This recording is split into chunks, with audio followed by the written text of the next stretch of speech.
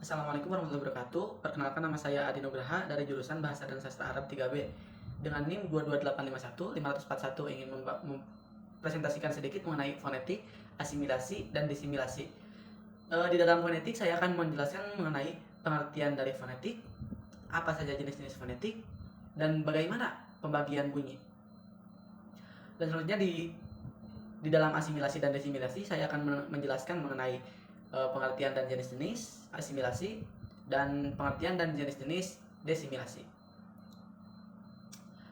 Lanjut saja biar mempersingkat waktu, lanjut saja kita ke pembahasan fonetik. Jadi fonetik adalah bagian terkecil dari linguistik, yaitu mengkaji tentang bunyi bahasa. Mengkaji suatu bahasa tidak dianggap lengkap dengan hanya mempelajari morfem, kata, frasa, dan kalimat saja, tanpa mengetahui bunyi bahasa. Jadi, istilah fonetik secara umum didefinisikan sebagai suatu kajian ilmiah tentang bunyi-bunyi suatu bahasa. Dengan demikian, kajian ini merupakan cabang dari kajian linguistik seperti halnya morfologi, sintaksis, dan semantik. Secara khusus, fonetik mengkaji komponen-komponen bunyi suatu bahasa, lebih khusus lagi kajian dari aspek fisik atau pengujaran, penyampaian ujaran, dan penerimaan bunyi. Dan dari aspek-aspek fungsional, yaitu peran yang dimainkan oleh bunyi-bunyi ujaran pada suatu bahasa tertentu, atau yang disebut fonologi. Fonologi merupakan kajian ilmiah tentang bunyi-bunyian ujaran manusia. Hanya bunyi-bunyian ujaran yang dipakai dalam tindak komunikasilah yang dikaji dalam fonetik. Sementara bunyi di luar itu sebagai bunyi batuk, berdahak, hela nafas, termasuk pula bunyi-bunyi non-insani seperti kicauan burung, suara guntur, guruh, dan lain-lain. Itu bukan merupakan kajian fonetik. Jadi kajian fonetik itu sendiri dapat ditelaah tanpa mengikut sertakan kajian semantik. Atau dengan kata lain, kajian fonetik merupakan kajian bebas makna. Oleh karena itu, kita dapat melakukan kajian karakteristik fonetik suatu bahasa meskipun kita tidak mengerti maknanya. Menurut Dr. Andes Lufti Abbas pada tahun 1985, fonetik boleh didefinisikan sebagai mempelajari segala bunyi yang diucapkan melalui mulut manusia, baik bunyi manusia, bukan bunyi bahasa, maupun bunyi-bunyi marginal, dan memberikan simbol fonetik untuk setiap bunyi. Lazimnya, fonetik dikaji secara berasingan. Hal ini demikian karena bidang fonetik amat rumit dan bersifat teknikal. Fonetik ialah ilmu yang mengkaji bunyi-bunyian, bunyi bahasa, yaitu ujaran atau pertuturan yang dihasilkan oleh manusia, dan dengan mengecualikan bunyi seperti berdengkur, batuk, berdehem, bersiul, dan sebagainya. Ruang lingkup fonetik itu merangkumi antara lain proses pertuturan atau penghasilan bunyi dan pengelasan. Kajian fonetik terbagi kepada 3 cabang. Yang pertama fonetik artikulasi, yang kedua fonetik akustik, dan yang ketiga fonetik auditori. Yang selanjutnya ada jenis-jenis fonetik. Kajian fonetik itu terbagi menjadi 3 cabang, yaitu fonetik artikulasi, fonetik akustik, dan fonetik auditoris. Yang pertama itu fonetik artikulatoris, yaitu membahas tentang alat ucap manusia dalam menghasilkan suara. Paru-paru, tenggorokan, lidah, dan gigi selain mempunyai fungsi biologis untuk bernapas, penelan, mengecap, dan mengunyah, juga mempunyai fungsi sebagai alat ucap manusia. Jenis fonetik ini meneliti alat-alat organik manakah yang akan digunakan untuk menghasilkan bunyi bahasa. Alat organik dalam hal ini terutama tenggorokan dan mulut dengan bagiannya seperti batang tenggorokan, pangkal tenggorokan, pita suara, rongga kerongkongan, akar lidah, pangkal lidah, tengah lidah, ujung lidah, dan daun lidah, langit lidah, gigi, dan bibir. Bila kita berbicara, udara dipompakan dari paru-paru melalui batang tenggorokan nih di sini nih, yang di dalamnya terdapat pita-pita suara di sini nih. Pita-pita suara itu harus terbuka agar udara bisa keluar melalui rongga mulut atau rongga hidung atau keduanya. Apabila udara keluar tanpa hambatan, apa-apa, kita tidak menghasilkan bunyi bahasa. Contohnya saat kita bernapas, hambatan yang perlu untuk menghasilkan bunyi bahasa dapat melalui pita-pita suara. Dan pada berbagai tempat artikulasi, khususnya di antara salah satu bagian lidah dan salah satu tempat lain seperti langit-langit, gusi, gigi, dan sebagainya.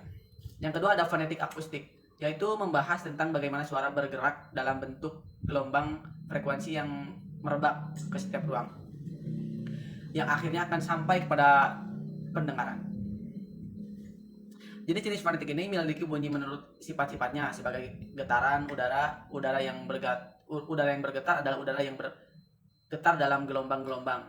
Artinya partikel-partikel udaranya itu dibuat bergerak tuh.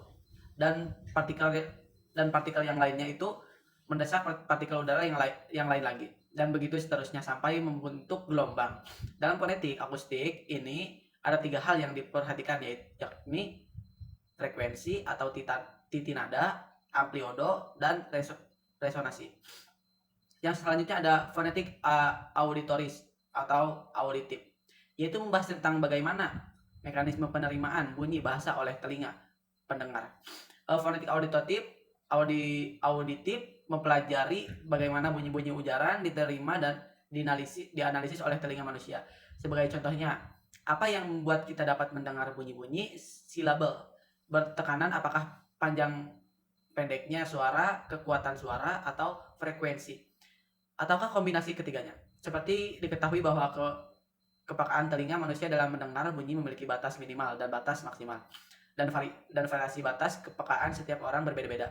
Selain itu, hasil pendengaran bunyi oleh telinga pada masing-masing orang itu sangat bergantung pada orang yang mendengar dan pada pengalaman orang tersebut dalam mendengar. Yang selanjutnya ada dalam bahasa Arab ada 3 pembagian bunyi, yaitu vokal, konsonan, dan semivokal. Yang pertama vokal. Vokal adalah termasuk bunyi yang bersuara yang terjadi dengan penerobosan terhadap klep pita suara melalui tekanan. Sedangkan dalam pembentukannya, udara yang datang dari paru-paru tidak mendapat hambatan di kerongkongan dan rongga mulut. Dalam bahasa Arab berbeda dengan vokal dalam bahasa Indonesia yang terdapat 5 vokal, yaitu a, i, u, e, o.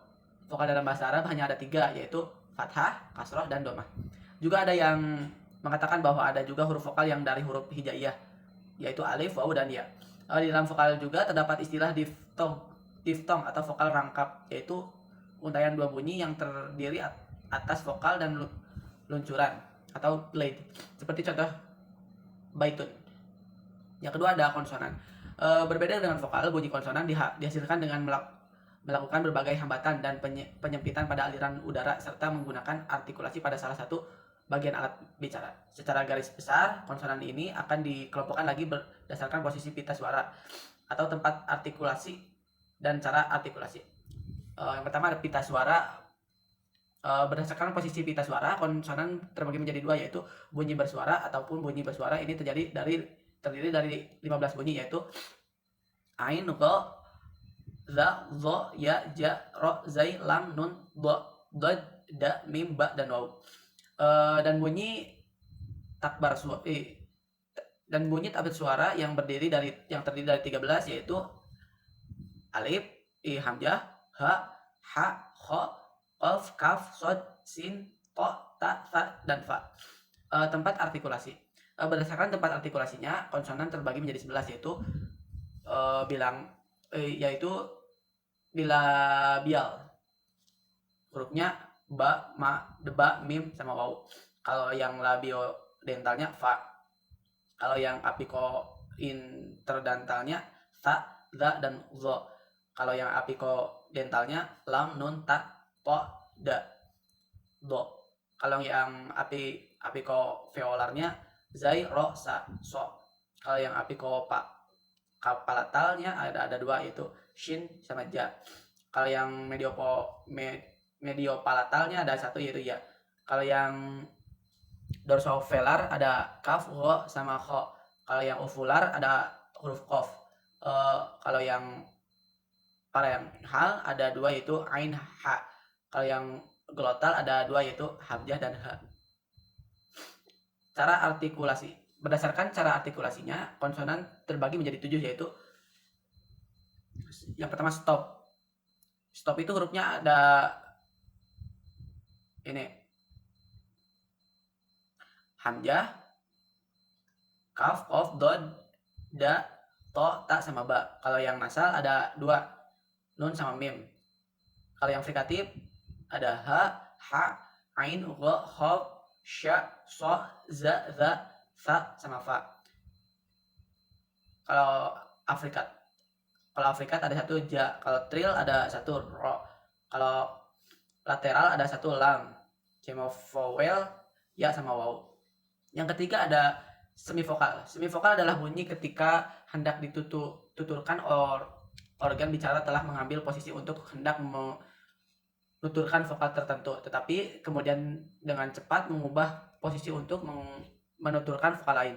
Pada hakikatnya, akhirnya yang muncul bukanlah vokal pertama atau kedua, tetapi yang keluar adalah bunyi lain. Mengingat cara penuturannya yang hampir mirip dengan vokal, maka para ulama memberikan nama dengan semivokal. Walaupun secara praktis semivokal ini termasuk konsonan, semivokal ini adalah hurufnya waw dan ya. Dan selanjutnya saya akan membahas tentang pengertian asimilasi dan desimilasi. Saya akan menjelaskan tentang asimilasi terlebih dahulu. Asimilasi adalah peristiwa perubahannya sebuah bunyi menjadi bunyi yang lain akibat dari bunyi yang ada di lingkungannya, sehingga bunyi itu menjadi sama atau mempunyai ciri-ciri yang sama dengan bunyi yang mempengaruhinya. Asimilasi merupakan perubahan bunyi secara fonetis akibat pengaruh bunyi yang berasa sebelum dan sesudahnya, sehingga perubahan bunyi tersebut dapat berdampak. Yang pertama, apabila perubahan tersebut tidak merubah makna. Yang kedua, mengubah identitas fonem, maka bunyi-bunyi tersebut berubah alofon dan varian fonem yang sama. Yang selanjutnya ada jenis-jenis asimilasi ya. Asimilasi itu terdapat dua jenis. Asimilasi berdasarkan alur artikulasi, yaitu yang pertama asimilasi progresif yang merupakan proses pengaruh bunyi pada bunyi sudahnya. Yang kedua asimilasi regresif yang merupakan proses pengaruh bunyi pada bunyi sebelumnya. Yang selanjutnya saya akan menjelaskan mengenai desimilasi. Desimilasi al-mukhalafat ditakrifkan sebagai proses penukaran sesuatu huruf kepada huruf lain dalam perkataan yang mengandung huruf-huruf berturutan yang serupa. Pada kebiasaannya huruf serupa yang berturutan dibiarkan tanpa mengubah suaian karena ia dikira meringankan proses penyebutan dan meringkasnya lidah bergerak. Contohnya perkataan akor ro yang mengandung dua ro berturutan di ujungnya. Nadova yang mengandung dua dod berulang di tengahnya, dan nabaya memiliki ya berganda sebelum akhirnya. Huruf-huruf yang terurutan tadi dapat disebut dengan mudah secara menyerapan, yaitu huruf pertama diserapkan ke dalam huruf kedua. Jenis-jenis desimilasi. Yang pertama ada desimilasi ke depan. Ia terjadi apabila huruf kedua dipengaruhi oleh huruf pertama yang membawa kepada penghilangan huruf kedua dan digantikan dengan satu huruf baru yang berlainan dengan huruf pertama. Yang kedua ada disimilasi ke belakang. Disimilasi ke belakang itu berlaku apabila huruf di hadapan terpengaruh dengan huruf di belakangnya. Contohnya perkataan amma, adapun dan ima sama, ada yang ditukar kepada aima dan ima. Dalam contoh ini, mim yang pertama dalam amma dan imma ditukar kepada ya supaya berlainan dengan huruf mim yang datang selepasnya dengan tujuan meringankan sebelum secara disimilasi. Jadi kesimpulannya, fonetik adalah bagian terkecil dari linguistik, yaitu mengkaji tentang bunyi bahasa. Mengkaji suatu bahasa tidak dianggap lengkap dengan hanya mempelajari morfem, kata, frasa, dan kalimat saja tanpa mengetahui bunyi bahasa. Kajian fonetik terbagi kepada 3 cabang, yaitu fonetik artikulasi, fonetik akustik, dan fonetik auditori. Yang selanjutnya kesimpulan asimilasi dan desimilasi. Asimilasi merupakan peristiwa perubahan bunyi satu ke bunyi lainnya yang dipengaruhi bunyi lingkungan, sehingga menjadikan persamaan antara bunyi tersebut dengan bunyi yang pengaruhinya. Desimilasi merupakan proses penukaran sesuatu huruf kepada huruf lain dalam perkataan yang mengandung huruf-huruf berturutan yang serupa. Desimilasi terbagi menjadi dua, yaitu desimilasi ke depan. Ia terjadi apabila huruf kedua dipengaruhi oleh huruf pertama yang membawa kepada penghilangan huruf kedua dan digantikan dengan satu huruf baru yang berlainan dengan huruf pertama. Yang kedua, desimilasi ke belakang. Ini berlaku apabila huruf di hadapan terpengaruh dengan huruf di belakangnya. Terima kasih, mungkin cukup sekian yang bisa saya sampaikan. Kurang dan kurangnya mohon maaf. Billahi taufiq wal hidayah. Wassalamualaikum warahmatullahi wabarakatuh.